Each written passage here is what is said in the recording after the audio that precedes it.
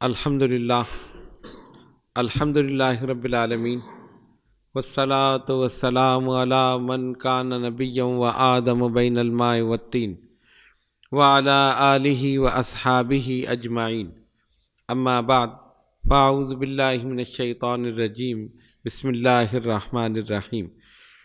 محمد الرسول اللہ والذین معہ اشداء علی الکفار رحماء بینہم تراہم رکعا سجدا یبتغون فضلا من اللہ ورضوانا سیماہم فی وجوہہم من اثر السجود ذالک مثلہم فی التوراۃ ومثلہم فی الانجیل۔ صدق اللہ العظیم۔ بارگاہ رسالت میں درود پاک کا نذرانہ پیش کیجیے۔ اللہم صلی علی سیدنا مولانا محمد وعلی آل سیدنا مولانا محمد صلاۃ دائمۃ بدوام الملک الحی القیوم۔ قرآن مجید فرقان حمید کی ایک آیت مبارکہ تلاوت کرنے کا شرف حاصل کیا۔ پہلے اس کا ترجمہ اور اس کے بعد فضیلت صحابہ پر گفتگو کریں گے۔ وما توفیقی الا باللہ العلی العظیم۔ ارشاد ربانی ہوا، محمد الرسول اللہ، محمد صلی اللہ علیہ وسلم اللہ کے رسول ہیں۔ والذین معہ، اور ان کے ساتھی، ساتھ والے یعنی صحابہ، اشداء علی الکفار، کافروں پر بہت سخت ہیں، رحماء بینہم، لیکن آپس میں رحم دل ہیں، تراہم رکعا سجدا، تم ان کو دیکھو گے رکوع کرتے ہوئے اور سجدہ کرتے ہوئے، یبتغون فضلا من اللہ ورضوانا، اور اپنے رب کا فضل چاہتے ہوئے، سیماہم فی وجوہہم من اثر السجود، اور ان کے چہروں میں سجدوں کے نشان ہیں، ذالک مثلہم فی التوراۃ ومثلہم فی الانجیل، اور ان کی یہ نشانی تورات میں بھی ہے اور انجیل میں بھی۔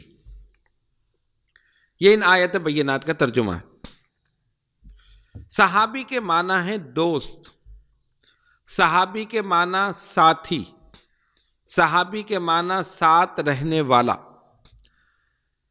جیسے ہم کسی سے دوستی کر لیں، وہ ہمارے ساتھ ہو، کہتے یہ ہمارا ساتھی ہے۔ تو جن لوگوں نے نبی پاک علیہ الصلوۃ والسلام کی صحبت اختیار کی، ان کو ساتھی نہیں کہا گیا، صحابہ کہا گیا، ایک معتبر لفظ۔ اور صحابی وہ لفظ ہے کہ جس کے اندر سب کچھ سما جائے۔ اب بعد میں تقسیم ہو گئی نا، یہ مفتی ہے، یہ محدث ہے، یہ فقیہ ہے۔ جس نے فقہ میں محنت کی فقیہ ہو گیا، مفتی بن گیا۔ حدیث شریف کے علم میں محنت کی محدث بن گیا، حدیث پڑھا رہا ہے۔ اسی طرح دیگر، اور صحابہ میں یہ سب موجود تھے، فقیہ بھی تھے، مفتی بھی تھے، محدث بھی تھے۔ حضرت ابو ہریرہ رضی اللہ تعالیٰ عنہ محدث تھے، سب سے زیادہ حدیثیں ان کو یاد تھی۔ حضرت عبداللہ ابن مسعود مفتی تھے، مدینہ طیبہ میں ان کا فتویٰ چلتا تھا، لوگ آتے تھے۔ اسی طرح دیگر صحابہ، لیکن یہ نہیں کہا گیا کہ یہ مفتی ہیں، یہ محدث ہیں، یہ فلاں ہیں۔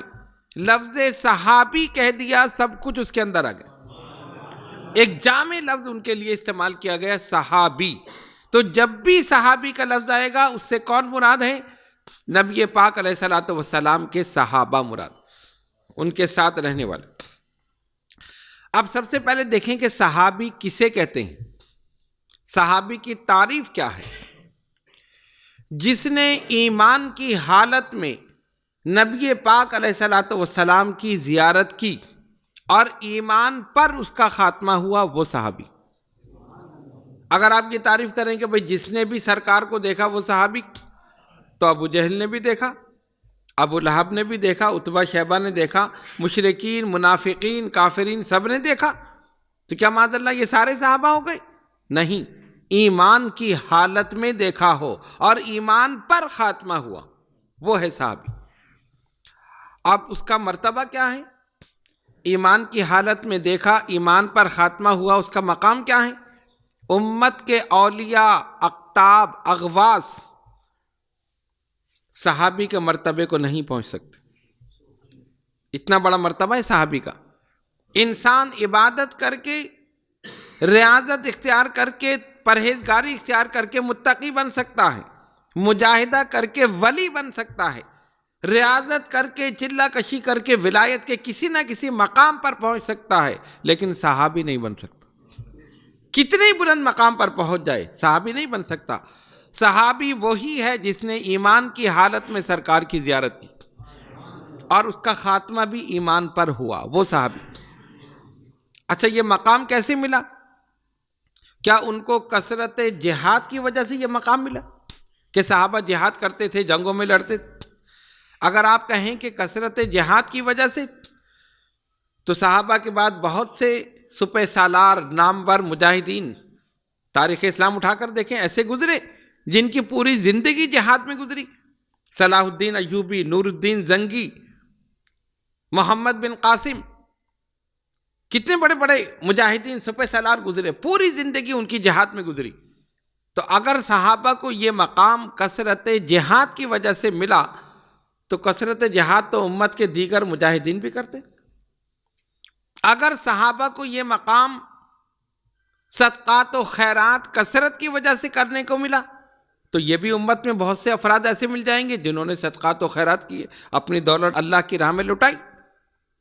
اگر یہ عبادت کی وجہ سے ملا کہ صحابہ نے کثرت سے عبادت کی، ریاضت کی، تو اولیاء کرام کی ایک لمبی فہرست ہمارے پاس موجود ہے جنہوں نے اپنے نفس کا جہاد کیا، اپنے نفس کو مارنے کے لیے عبادت، ریاضت، مجاہدہ، چلہ کشی، یعنی بابا فرید کا لقب ہی ہو گیا زہد الانبیاء۔ اور زہد الانبیاء کا مطلب ایسی عبادت کرنے والا جیسے انبیاء کرتے تھے۔ تو پتہ چلا عبادت کی وجہ سے تو نہیں۔ تو پھر صحابہ کو یہ مقام کیسے ملا کہ سب سے بلند ہو گئے؟ کتنی آدمی عبادت کر لے ولی بن سکتا ہے، صحابی نہیں بن سکتا۔ پتہ یہ چلا کہ صحابہ کو یہ مقام کثرت جہاد کی وجہ سے نہیں، کثرت صدقات و خیرات کی وجہ سے نہیں، کثرت عبادت و ریاضت مجاہدے کی وجہ سے نہیں، صرف اس نورانی چہرے کو دیکھنے کی وجہ سے صحابہ کو مقام کہ ایمان کی حالت میں اللہ کے حبیب کی زیارت کی، ایمان پر خاتمہ ہوا، امت میں سب سے بلند۔ یہ ہے صحابہ کا مقام۔ تو غور کرو، جس چہرے کو دیکھنے والے کا یہ مقام ہے، اس کا اپنا مقام کیا ہوگا؟ اللہم صلی علی سیدنا مولانا محمد وعلی آل سیدنا مولانا محمد صلاۃ دائمۃ بدوام الملک الحی القیوم۔ تو اب بات سمجھ میں آ گئی، صحابہ کا مقام امت میں سب سے بلند۔ بلکہ میں یہاں تک کہہ دوں کہ صحابہ کا مقام یہ ہے کہ ان کی نالین سے لگے ہوئے ذرے ہم پر پڑ جائیں، ہمارے گناہ معاف ہو جائیں۔ یہ مقام ہے صحابہ کا۔ ایک صحابی جنگ میں آئے، بلکہ اس وقت وہ صحابی نہیں تھے، ظاہر ایمان لانے سے پہلے سرکار کی بارگاہ میں حاضر ہوئے، اسلام قبول کرنا چاہتا ہوں، آ جاؤ۔ بلایا، کلمہ پڑھایا، مسلمان ہو گئے، اسلام میں داخل ہو گئے نا۔ اور جنگ ہو رہی ہے، تلوار لے کر چلے گئے، لڑے، بے جگری کے ساتھ لڑے، بہادری کے ساتھ، جرأت کے ساتھ، کافروں کی صفوں میں گھستے چلے گئے، کتنوں کو واصل جہنم کیا، خود بھی شہید ہو۔ اب ان کا مقام کیا ہے؟ امت کے اولیاء سے بلند ہے، اغواص سے بلند ہے، اقطاب سے بلند ہے۔ کیوں؟ نماز تو پڑھی نہیں، ایک نماز بھی نہیں ہے ان کے نام عمل۔ کیوں؟ نماز کا ٹائم ہی نہیں ملا۔ بھائی ادھر اسلام قبول کیا میدان جنگ میں ہی، اور تلوار لے کر آگے بڑھے، کافروں کو واصل جہنم کیا، لڑے، شہید ہو گئے۔ نامہ اعمال میں ایک نماز نہیں، روزہ نہیں، ٹائم ہی نہیں ملا۔ حج تو بہت دور کی بات ہے، صدقات و خیرات نہیں، کوئی عمل نہیں، لیکن مقام کیا ہے؟ غوث اعظم سے افضل۔ غوث اعظم سے افضل کیوں؟ نورانی چہرے کو دیکھا، ایمان کی حالت میں، ایمان پر خاتمہ ہوا، صحابیت کے شرط۔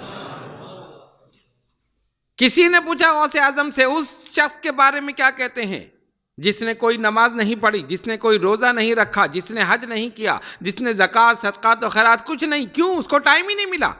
ادھر اسلام قبول کیا، ادھر جنگ میں لڑے اور شہید ہو گئے، کہا میری غوثیت اس کے قدموں پہ قربان، جو حضور کے قدموں پہ قربان ہو گئے۔ یہ ہے صحابی کا مرتبہ۔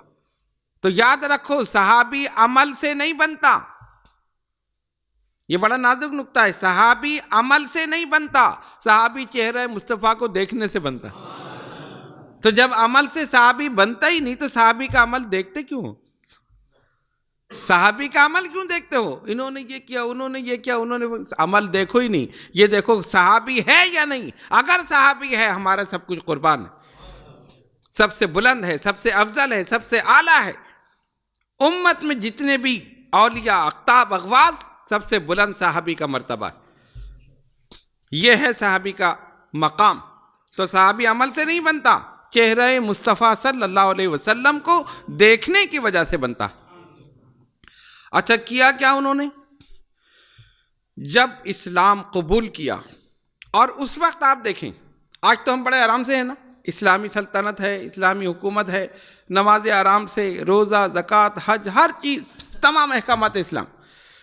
ابتدائی اسلام میں جہاں اپنے آپ کو مسلمان کہنا جرم سمجھا جاتا تھا، ہر طرف اسلام کے دشمن، اس وقت اسلام پہ اگر چلے ہیں تو صحابہ چلے، سختیاں اٹھائی ہیں، پریشانیاں اٹھائی، مصیبتیں اٹھائی، اپنا تن من دھن سب قربان کر دیا نبی پاک علیہ الصلوۃ والسلام۔ اور ایمان کیا تھا، کتنا مستحکم تھا، جان کی فکر نہیں تھی۔ سرکار دو عالم علیہ الصلوۃ والسلام نے خطوط بھیجے، جو اس وقت کی سپر پاور طاقت تھی، جیسے آج امریکہ ہے اور دیگر ہیں۔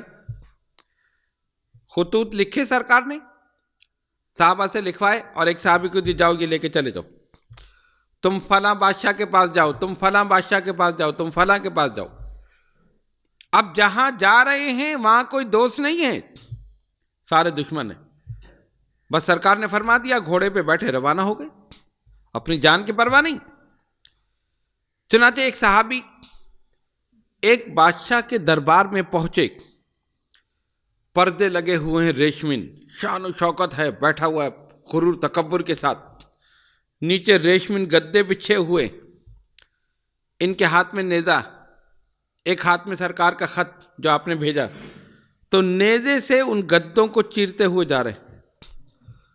اور بادشاہ کے دربار میں جب جاتے تھے سر جھکاتے تھے، جیسے ہم رکوع کرتے ہیں نا، اس طرح جھکاتے تھے، ہاتھ سینے پہ رکھتے تھے، یہ ان کے دربار کے آداب تھے، اپنا سر جھکاؤ، ہم بادشاہ ہیں، ہم یہ ہیں وہ ہیں، غرور تکبر۔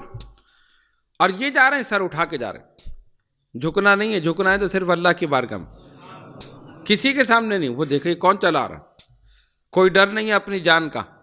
پہنچ گئے، وزیر نے کہا حضور یہ فلاں علاقے سے ایک آدمی آیا ہے، قاصد۔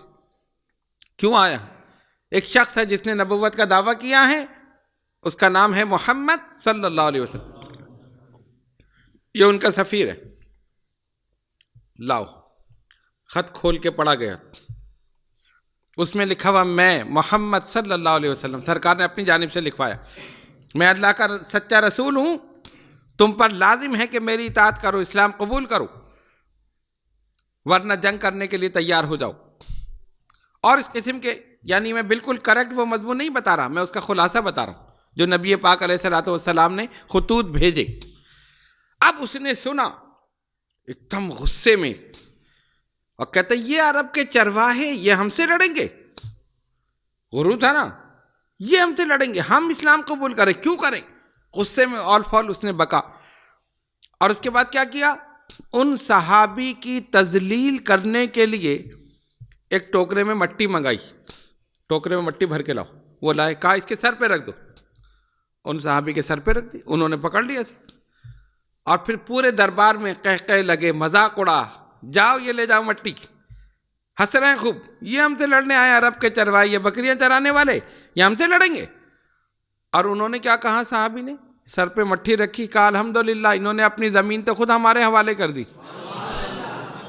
انہوں نے تو اپنی زمین خود ہمارے حوالے کر دی۔ ادھر وہ سمجھے ہی نہیں، وہ ہنستے رہے، یہ مٹی لے کر آ گئے، اور جو وقت مقررہ تھا اس پر جب جنگ ہوئی، مسلمانوں کو فتح ہوئی، ان کی سلطنت ختم ہو گئی۔ کہا فتح تو ہونی تھی، انہوں نے تو پہلے ہی مٹی ہمارے حوالے کر دی۔ ایمان دیکھو صاحب، موت کا ڈر نہیں ہے، صرف اللہ کا ڈر ہے، ہمیں مار دیں گے، ختم کر دیں گے، نہیں، سرکار نے فرمایا جاؤ فلاں بادشاہ کے پاس، چلے گئے بے خوف و خطر، جرات اور بہادری کے ساتھ، اور جا کر وہاں خط پڑھ کر سنا دیا، یہ ہمارے نبی صلی اللہ علیہ وسلم نے خط بھیجا ہے۔ یہ ہے صحابہ کی بہادری، یہ ہے ان کی جرات، اسی لیے وہ ڈرتے تھے کہ ان کے صحابہ ایسے ہیں جو موت کو اپنے سینے سے لگانے میں بھی فخر محسوس کرتے ہیں۔ وہ تو جانتے تھے کہ اگر مر گئے تو شہید ہیں اور بچ گئے تو غازی۔ مسلمان تو کسی میں بھی نقصان میں نہیں ہے، اگر بچ گئے تو غازی بن کر آ گئے، اور مر گئے تو شہید ہو گئے، جنت میں پہنچ گئے۔ نہ یہاں نقصان ہے نہ وہاں نقصان ہے، دنیا میں رہے تو غازی بن کر، اور مرے تو شہید ہو کر۔ یہ صحابہ کا طریقہ، یہ ان کی جرت، یہ بہادری، اور نبی پاک علیہ الصلوۃ والسلام پر بلینک فیتھ، ایمان اتنا پختہ تھا، جو انہوں نے کہہ دیا، جو ان کی زبان سے نکل گیا، وہی حق ہے اور وہی سچ۔ چنانچہ نبی پاک علیہ الصلوۃ والسلام ایک مقام پہ تشریف لے گئے، ایک گھوڑا ایک شخص لے کر آیا، پوچھا کتنے کا ہے؟ اس نے کہا اس کی قیمت یہ ہے۔ سرکار نے فرمایا نہیں، یہ قیمت نہیں، یہ جس طرح کے آپس میں بارگیننگ ہوتی ہے نا، جو بیچتا ہے وہ کہتا ہے اور جو خریدتا ہے وہ کچھ بتاتا ہے، پھر ایک دام پر متفق ہو جاتے ہیں، تو جس پہ متفق ہوتے ہیں وہی قیمت دے دی جاتی ہے، خریدنے والا وہ چیز لے کر آ جاتا ہے۔ اسی طرح بات چیت ہوئی، ایک قیمت پر وہ متفق ہو گیا حضور علیہ الصلوۃ والسلام سے کہ ہاں ٹھیک ہے، یہ بات صحیح۔ فرمایا ٹھیک ہے، میں ابھی پیسے لا کر تمہیں دیتا ہوں، یہ قیمت ہم نے سیٹ کر لی۔ اس نے کہا ٹھیک۔ حضور علیہ الصلوۃ والسلام واپس مڑے اپنے کاشانِ نبوت کی طرف، اتنے میں چند اور لوگ آ گئے اس کے پاس، کتنے کا گھوڑا ہے؟ دوسرا آیا، اس نے کہا کتنے کا ہے؟ تیسرے نے کہا کتنے کا ہے؟ اب اس کی نیت بدل گئی، اس نے کہا انہوں نے تو سودا کر لیا، لیکن میرے تو اب گاہک بہت سارے آ گئے، خریدار، اب دل میں ہوتا ہے نا کہ میں قیمت بڑھا دوں، تو اس نے وہیں سے آواز دی، اے محمد صلی اللہ علیہ وسلم، آپ یہ لے رہے ہیں یا نہیں، یا میں ان لوگوں کو بیچ دوں؟ تو سرکار نے پیچھے مڑ کر کہا کہ بھائی ابھی تو قیمت طے ہوئی ہے، ابھی تو ہماری بات ہوئی ہے کہ یہ قیمت طے ہو چکی ہے، اور میں نے تم سے کہا میں پیسے لا کے دے رہا ہوں۔ اس نے کہا نہیں جی نہیں، کوئی قیمت نہیں طے ہوئی، انکار کر دیا، جھوٹ بول دیا۔ فرمایا بھائی میں کہہ رہا ہوں ابھی قیمت طے ہوئی ہے، اتنے پیسے میں تمہیں دوں گا، تم یہ گھوڑا مجھے دے دو گے؟ نہیں جی نہیں، یہ کوئی بات نہیں، کچھ ہوا ہی نہیں، اور اگر ایسا ہوا ہے گواہ لائیے۔ اور یہ چلاکی اس نے اس لیے کی تھی کہ گواہ کوئی تھا ہی نہیں، حضور علیہ الصلوۃ والسلام تھے یا وہ اعرابی تھا، تیسرا کوئی تھا ہی نہیں، تو اس نے اس لیے یہ کہا کہ جب گواہ نہیں ہوگا میری بات سچ ہو جائے گی، اور پھر میں ان لوگوں کو زیادہ قیمت میں بیچ دوں گا، یہ اس نے سوچا ہوگا۔ نبی پاک علیہ الصلوۃ والسلام اگر کسی صحابی سے کہتے میرا ایمان کہتا ہے، صحابی گواہی دے دیتا، لیکن آپ نے کہا نہیں۔ جب اس نے کہا نا کوئی گواہ لائیے، اگر آپ کہہ رہے ہیں قیمت طے ہوئی ہے تو گواہ لائیے، خاموش۔ ایک صحابی بول اٹھے، حضرت خزیمہ رضی اللہ تعالیٰ، کہا میں گواہی دیتا ہوں اس قیمت پر میرے آقا صلی اللہ علیہ وسلم نے تجھ سے بات کی ہے اور تو اس پر متفق ہوا، میں گواہی دے رہا ہوں۔ اب وہ حیران، یہ کیسے گواہی دے رہے؟ ابھی اس نے کچھ کہا نہیں کہ اس سے پہلے حضور علیہ الصلوۃ والسلام نے پوچھا خزیمہ تم کیسے گواہی دے رہے ہو، تم نے تو دیکھا نہیں؟ تو صحابی نے کیا کہا، آپ کی زبان پر میں گواہی دے رہا ہوں، آپ نے کہا ہے نا کہ سودا طے ہوا ہے، بس میں نے مان لیا ہوا۔ یہ صحابی کے الفاظ ہیں۔ اب میں اس کی اور وضاحت کر دوں، بالفاظ دیگر وہ صحابی یہ کہنا چاہتے تھے، کیا ہم نے خدا کو دیکھا ہے؟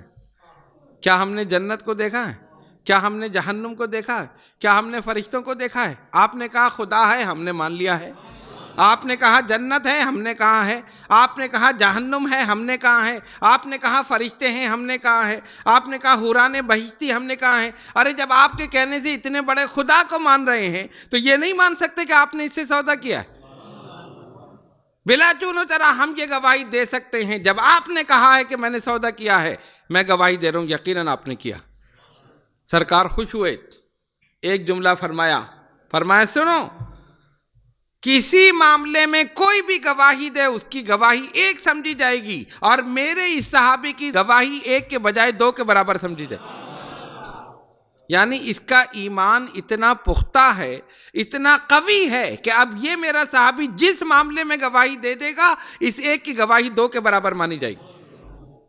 ایک کی گواہی ایک ہی مانی جاتی ہے نا، 2 آدمی ہوں گے تو 2، فرمایا یہ ایک ہے لیکن اس کی گواہی 2 کے برابر۔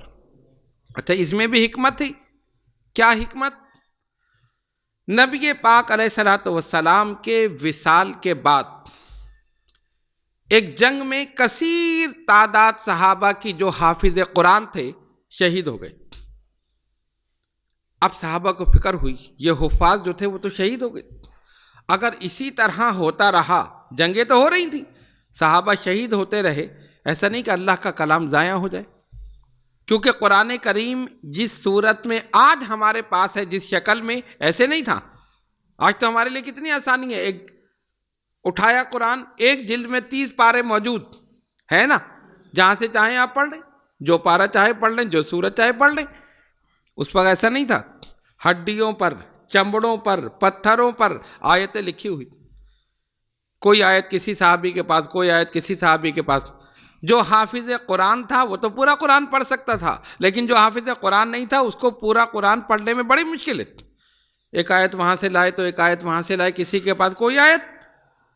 صحابہ نے کہا نہیں، اب ہمیں غور و فکر کرنا چاہیے، اگر یہی کیفیت رہی، حفاظ اسی طرح شہید ہوتے رہے، ایسا نہ ہو خدا نہ خواستہ اللہ کا کلام ضائع ہو جائے، کیا کریں؟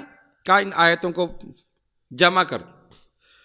سیدنا ابو بکر صدیق رضی اللہ تعالیٰ عنہ اور سیدنا فاروق اعظم رضی اللہ تعالیٰ دونوں بیٹھے، آپس میں مشاورت کی، دیگر صحابہ سے مشورہ کیا، انہوں نے کہا قرآن کو جمع ہونا چاہیے۔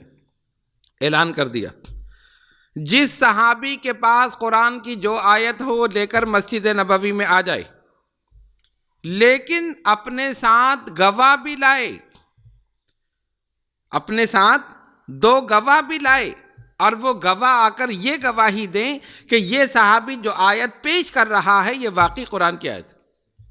کتنی احتیاط کی ہے صحابہ نے قرآن کو جمع کرنے میں۔ ٹھیک ہے، مسجد نبوی میں صدیق اکبر فاروق اعظم رضی اللہ تعالیٰ عنہ دونوں بیٹھے، ایک صحابی آئے جی یہ قرآن کی آیت ہے، کہا گواہ لاؤ، کہا یہ میرے ساتھ گواہ ہے، انہوں نے گواہی دی، ہاں باقی یہ قرآن کی آیت ہے، ان کا ٹھیک ہے شامل کر لو۔ آتے رہے قرآن کی آیتیں جمع، کوئی ہڈیوں پر، چمڑوں پر، پتھروں پر، جیسے آیتیں لکھی تھیں سب نے لا کے پیش کر دی۔ سورہ توبہ کی آخری آیت، لَقَدْ جَاءَكُمْ رَسُولٌ مِّنْ أَنفُسِكُمْ عَزِيزٌ عَلَيْهِ مَا عَنِتُّمْ حَرِيصٌ عَلَيْكُمْ بِالْمُؤْمِنِينَ رَءُوفٌ رَحِيمٌ الی آخرہ۔ یہ کس کے پاس؟ حضرت خزیمہ رضی اللہ تعالیٰ عنہ کے پاس، جن کی گواہی کو سرکار نے 2 کے برابر قرار دیا، ان کے پاس یہ آیت، اور ان کے پاس کوئی گواہ نہیں، ان کے پاس کوئی گواہ نہیں۔ صحابہ نے تو شرط لگائی تھی نا کہ جو صحابی آیت لے کر آئے اپنے ساتھ 2 گواہ بھی لائے، اور اگر گواہ نہیں لائے گا تو آیت قرآن میں شامل نہیں کریں گے، گواہی دے کہ واقعی یہ آیت جو یہ پیش کر رہا ہے یہ قرآن کی آیت ہے۔ تو یہ سورہ توبہ کی آخری آیت حضرت خزیمہ کے بعد ان کے پاس کوئی گواہی نہیں تھا۔ اب دیکھو میرے آقا صلی اللہ علیہ وسلم کی شان اور حضور کا علم، یہ بدبخت کہتے ہیں کہ نبی کو دیوار پیچھے کا علم نہیں، ارے نبی تو قیامت تک ہونے والے واقعات جانتے ہیں۔ سرکار نے اس لیے ان کی گواہی کو، ایک گواہی کو 2 کے برابر قرار دیا۔ حضور جانتے تھے صلی اللہ علیہ وسلم ایک وقت آئے گا میرے صحابہ قرآن جمع کریں گے اور یہ شرط لگائیں گے کہ جو آیت لائے اس کے ساتھ 2 گواہ بھی لائے، اور قرآن کی یہ آیت میرے اس صحابی کے پاس ہوگی، اس کے پاس گواہ بھی نہیں ہوگا، اگر گواہ نہیں ہوگا تو آیت قرآن میں شامل نہیں کی جائے گی، اور شامل نہیں ہوگی تو اللہ کا کلام نامکمل رہ جائے گا، اور یہ ہو نہیں سکتا کہ قرآن نامکمل رہ جائے، اس لیے پہلے ہی اس کی گواہی کو 2 کے برابر قرار دے دو تاکہ گواہ کی ضرورت ہی نہ پڑے، ضرورت ہی نہ پڑے۔ اور ہوا بھی یہی، جب حضرت خزیمہ رضی اللہ تعالیٰ عنہ تشریف لائے، یہ ہے قرآن کی آیت، گواہ کوئی نہیں ہے، فاروق اعظم نے کہا خزیمہ تجھے گواہ کی ضرورت ہی نہیں ہے، میرے آقا نے تو پہلے ہی تیری گواہی کو 2 کے برابر قرار دے دی۔ آیت قرآن میں شامل ہو گئی، اللہ کا کلام مکمل ہو گیا۔ یہ شان ہے نبی پاک علیہ الصلوۃ والسلام کی۔ یہ کہتے ہیں دیوار پیچھے کا نہیں جانتے، حضور قیامت تک کے حالات بتا رہے ہیں۔ تو اللہ نے وہ علم اپنے حبیب علیہ الصلوۃ والسلام کو عطا فرمایا، جو ہو چکا جانتے ہیں، جو ہو رہا ہے جانتے ہیں، جو قیامت تک ہونے والا ہے ایک ایک بات نبی پاک علیہ الصلوۃ والسلام نے بتا دی۔ ابتدائے آفرینش سے لے کر قیامت تک فاروق اعظم کہتے ہیں ایک دن نبی پاک علیہ الصلوۃ والسلام ممبر پر رونق افروز ہوئے، آپ نے خطاب فرمایا ظہر سے عصر تک، فجر سے ظہر تک، پھر ظہر سے عصر تک، پھر عصر سے مغرب، پھر مغرب سے عشاء۔ اور اس دن سرکار نے ابتدائے آفرینش سے یعنی جب سے دنیا قائم ہوئی ہے اور دنیا ختم ہونے کے بعد قیامت کے بعد جنتیوں کے جنت میں پہنچنے تک، جہنمیوں کے جہنم میں پہنچنے تک تمام حالات حضور نے کتاب کی طرح کھول کر بیان کر دی۔ اور جو کچھ زبان رسالت سے نکل گیا وہی حق ہے، وہی سچ، وہ پتھر کی لکیر ہے، وہ ہو کر رہے گا۔ مخبر صادق ہیں نبی پاک علیہ الصلوۃ والسلام، ایسی سچی خبریں سرکار نے دی ہیں۔ تو اگر صحابہ نہ ہوتے تو قرآن ہم تک نہیں پہنچ سکتا تھا۔ آج جو ہم آرام سے قرآن کی تلاوت کر رہے ہیں، ایک جلد اٹھائی اور 30 پارے موجود ہے، جو آیت چاہو پڑھ لو، جو سورت چاہو پڑھ لو، یہ صحابہ کا ہم پر احسان۔ اگر وہ اس وقت قرآن کو جمع نہ کرتے تو آج قرآن کی آیتیں بکھری ہوئی ہوتی، اور کیسے قرآن جمع ہوتا؟ معاذ اللہ قرآن کے ضائع ہونے کا اندیشہ تھا، انہوں نے محنت کی، احتیاط بھی کی، قرآن کو ایک جلد میں جمع کر دیا اور قیامت تک قرآن محفوظ ہو گیا، انشاءاللہ محفوظ رہے گا۔ تو صحابہ کا مقام بڑا بلند ہے۔ حضرت موسیٰ علیہ السلام نے اپنے صحابہ سے کہا، یعنی جو ان کے ساتھی تھے، جیسے سرکار کے یہ ساتھی تھے نا صحابہ، ہر نبی کے ساتھی تھے، ان کے حواری تھے، ان کے ساتھ رہنے والے اہل ایمان۔ ایک قوم تھی جبارین، قرآن میں اس کا ذکر ہے، اور وہ قوم بڑی لمبی قد والی، ان کے قد بہت لمبے تھے اور بڑے طاقتور، قوی ہیکل، لمبے بھی چوڑے بھی اور جسم مضبوط۔ حضرت موسیٰ نے کہا ان سے لڑو۔ کس سے کہا؟ اپنے صحابہ سے، اپنی قوم سے جو ایمان لائے تھے، ان سے لڑو۔ انہوں نے کیا جواب دیا؟ فَاذْهَبْ أَنْتَ وَرَبُّكَ فَقَاتِلَا، موسیٰ آپ اور آپ کا رب جا کر لڑے، اِنَّا ہَاہُنَا قَاعِدُونَ، ہم تو یہاں بیٹھے۔ بتاؤ، امتی نبی سے کہہ رہا ہے آپ اور آپ کا رب جا کر لڑے، ہم تو یہاں بیٹھے۔ اور ادھر سرکار نے فرمایا صحابہ سے لڑو، تو صحابہ نے کیا کہا؟ یا رسول اللہ صلی اللہ علیہ وسلم، ہم موسیٰ علیہ السلام کی قوم نہیں ہیں جو ہم آپ سے کہیں کہ آپ اور آپ کا رب جا کر لڑیں گے۔ سرکار جہاں پسینہ گرے گا خون بہا دیں گے، آپ حکم کر کے دیکھیں، پھر دیکھیں ہم کیا کرتے ہیں۔ اور نہ صرف کہا، اپنے خون کا آخری قطرہ تک بہا دی۔ جنگ احد میں تیر آ رہے ہیں، سامنے سے تیر، پتھر نہیں آ رہے ہیں، صحابہ کھڑے سینہ تان کے، ہمارے لگ جائے، ہمارے آقا تک نہ پہنچنے پائے۔ سامنے سے تیر کھانا معمولی بات نہیں ہے، آنکھ میں لگ جائے، منہ پہ لگ جائے، سینے میں لگ جائے، اور ان کے تیر لگے اور شہید ہوئے۔ ایک صحابی شہید ہوئے، دوسرے کھڑے ہو، دوسرے شہید ہوئے، تیسرے شہید، چوتھے، 6 صحابہ نے اسی وقت اپنی جانوں کو قربان کر دیا اپنے آقا صلی اللہ علیہ وسلم۔ ان تک تیر نہ پہنچے، ڈھال بن کے ہم کھڑے ہو جائیں سامنے۔ حضرت طلحہ نے اپنا ہاتھ آگے کیا، اتنے تیر لگے ان کا ہاتھ ہی بیکار ہو گیا۔ یہ ہیں صحابہ جانثار، سب کچھ قربان کیا۔ قرآن نے ان کو سند دے دی، رضی اللہ عنہم ورضوا عنہ، یہ اللہ سے راضی ہو گئے، اللہ ان سے راضی ہو گئے۔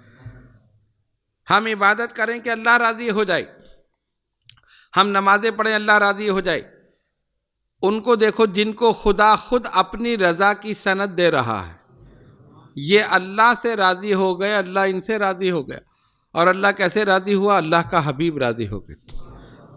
اگر حبیب اللہ راضی ہو جائے تو اللہ خود بخود راضی ہو جائے۔ تو صحابہ اکرام رضوان اللہ تعالی علیہم اجمعین کا بڑا مقام ہے۔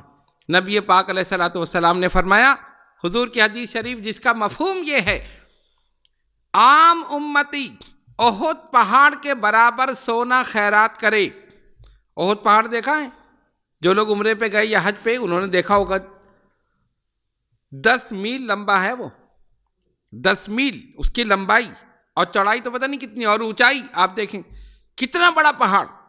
فرمایا عام امتی اس احد پہاڑ کے برابر سونا خیرات کرے اللہ کی راہ میں، اور میرا صحابی ایک مٹھی بھر خیرات کرے، وہ مٹھی بھر اس پہاڑ سے زیادہ افضل ہے۔ یہ صحابہ کا مقام ہے۔ فرمایا میرے صحابہ کے بارے میں اللہ سے ڈرو، یہ وہ لوگ ہیں انہوں نے اس وقت میری مدد کی جب سب نے مجھے جھٹلا دیا تھا۔ اگر سب آپ کو مار رہے ہوں، اگر سب آپ کے دشمن ہوں، اگر سب آپ کو جھوٹا کہہ رہے ہوں، اور ایک آدمی آ جائے آپ کی حمایت میں، تو آپ کے دل میں اس کی کتنی قدر ہوگی؟ وہ آپ کو بچا لے ان لوگوں سے، وہ آپ کی حفاظت کرے، کتنی قدر ہوگی؟ کہا یہ ہے میرا دوست، اس نے مشکل میں میرا ساتھ دیا۔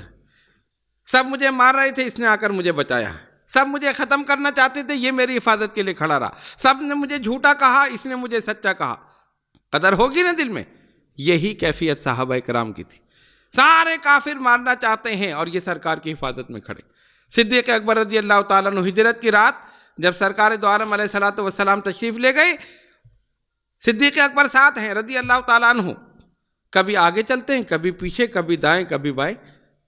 فرمایا ابو بکر یہ کیا کر رہے ہو؟ بھئی ساتھ جا رہے ہیں نا، ایک ساتھ چلنا چاہیے، یا تو دائیں چلیں یا بائیں، سیدھے ہاتھ پہ چلتے ہیں، پھر چلتے چلتے ایک دم آگے چلنے لگتے حضور سے صلی اللہ علیہ وسلم، پھر چلتے چلتے پھر دائیں گئے، پھر چلتے چلتے پیچھے چلے، گھوم رہے ہیں چاروں طرف۔ پوچھا ابو بکر کیا کر رہے ہو؟ یا رسول اللہ صلی اللہ علیہ وسلم فدا کا امی و ابی، حضور میرے ماں باپ قربان، جب میرے دل میں خیال آتا ہے کافر دائیں طرف سے حملہ نہ کر دیں تو میں ادھر آ جاتا ہوں، جب خیال آتا ہے سامنے سے نہ حملہ کر دے میں آپ کے سامنے آتا ہوں، جب خیال آتا ہے ادھر سے حملہ نہ کر دے الٹے ہاتھ کی طرف میں ادھر آتا ہوں، پھر خیال آتا ہے کوئی پیچھے سے حملہ نہ کر دے میں پیچھے آتا ہوں۔ حضور آپ شمع رسالت ہے، ابو بکر پروانہ ہے، پروانہ تو گھومتا ہی رہتا ہے، پروانہ کا تو کام ہی گھومنا ہے، شمع جلتی ہے پروانہ اس کے گرد گھومتا ہے، آپ شمع نبوت ہیں، ابو بکر پروانہ باہر گھوم رہا۔ یہ محبت ہے صدیق اکبر رضی اللہ تعالیٰ عنہ، اس طرح صحابہ نے محبت کی ہے تو ان کا مقام بڑا بلند ہے۔ اسی لیے آج کے اس دور میں جو صحابہ کی شان میں گستاخیاں کی جا رہی ہیں، صحابہ پر زبانیں تان دراز کی جا رہی ہے، لوگوں کو چاہیے کہ ہوش کے ناخن لیں اور اپنی زبانوں کو روک لیں، یہ سوچ لیں کہ یہ وہ نفوس قدسیاں ہیں جن سے اللہ راضی ہے، جن کو خدا نے اپنی رضا کی سند عطا کی ہے، اور ان کا مقام وہ ہے کہ ہم ان کی نالین سے لگے ہوئے ذروں کے برابر بھی نہیں پہنچ سکتے، تو ہم ان کی شان میں زبانیں تان دراز کیوں کریں؟ کوئی کچھ کہہ رہا ہے، کوئی کچھ کہہ رہا ہے، کوئی فلاں کہہ رہا ہے، اپنے نام اعمال میں گناہوں کا اضافہ کر رہے ہو، توبہ کر لو سچے دل سے، اور صحابہ کا ادب کرو، احترام کرو، ان کا ادب کرو گے، ان کی عزت کرو گے، احترام کرو گے، سرکار خوش ہوں گے، اور سرکار خوش ہوں گے خالق کائنات خوش ہو جائے۔ آج کی اس نشست کا میسیج یہی ہے، ہر حال میں صحابہ کا احترام کرنا ہے، ان کے آپس میں جھگڑے، ان کے آپس میں جو لڑائی، ان کے آپس میں جو ہمیں اس سے غرض نہیں ہے، وہ سب ہمارے سر کے تاج ہیں، ان کی نالین سر پہ رکھنے کے قابل، ان کا مقام یہ ہے، ان کا مرتبہ یہ ہے، انہوں نے سب کچھ قربان کر دیا، حضور علیہ الصلوۃ والسلام کی ذات پر، حضور کے نام پر سب قربان کر دیا، گھروں کو چھوڑ دیا، تن من دھن قربان کر دیا، جنت الفردوس میں پہنچ گئے، اور سرکار سے یہ سند لے لی، فرمایا صحابی کالنجوم فبأیہم اقتدیتم اہتدیتم، میرے سارے صحابہ آسمان ہدایت کے ستارے ہیں، جس کے پیچھے چلو گے ہدایت پا جاؤ گے، اور وہ صحابہ ہدایت کے ستارے بن کر قیامت تک آسمان ہدایت پر چمک رہے ہیں، دمک رہے ہیں، اور انہی کی چمک دمک کی روشنی میں ہم ہدایت حاصل کر رہے ہیں۔ اگر اتباع کرنی ہے صحابہ کی اتباع کرو، ان کی فرما برداری کرو، ان کی طرح رسول سے محبت کرو، پھر دیکھو یہاں بھی کامیاب وہاں بھی کامیاب۔ آئیے دعا کریں اللہ تبارک و تعالی ہم سب کے دلوں میں صحابہ کی محبت پیدا فرما، ان سے عقیدت پیدا فرما، ان کی اتباع کرنے کی توفیق عطا فرما، ان جیسا عشق رسول عطا فرما، ان جیسی اطاعت رسول کرنے کی توفیق عطا فرما۔ الہ العالمین ان کی نالین سے لگے ہوئے ذروں کے صدقے میں ہم سب کے گناہوں کو معاف فرما۔ الہ العالمین یہ تمام حضرات اور خواتین جو دور دراز مقامات سے اس نشست میں شرکت کے لیے حاضر ہوئے، مولا ان سب کی حاضری کو قبول فرما، ان سب پر اپنی رحمتیں برکتیں نازل فرما، ان کے علم میں، عمل میں، عمر میں برکت عطا فرما۔ ان کے روزگار میں ترقی عطا فرما، ان کی ظاہری، باطنی، روحانی، جسمانی بیماریوں کو، پریشانیوں کو ہمیشہ ہمیشہ کے لیے دور فرما۔ ان اللہ و ملائکتہ یصلون علی النبی یا ایھا الذین آمنوا صلوا علیہ وسلموا تسلیما۔ اللہم صلی علی سیدنا مولانا محمد وعلی آل سیدنا مولانا محمد صلاۃ دائمۃ بدوام الملک الحی القیوم۔ سبحان ربک رب العزۃ عما یصفون وسلام علی المرسلین والحمد للہ رب العالمین۔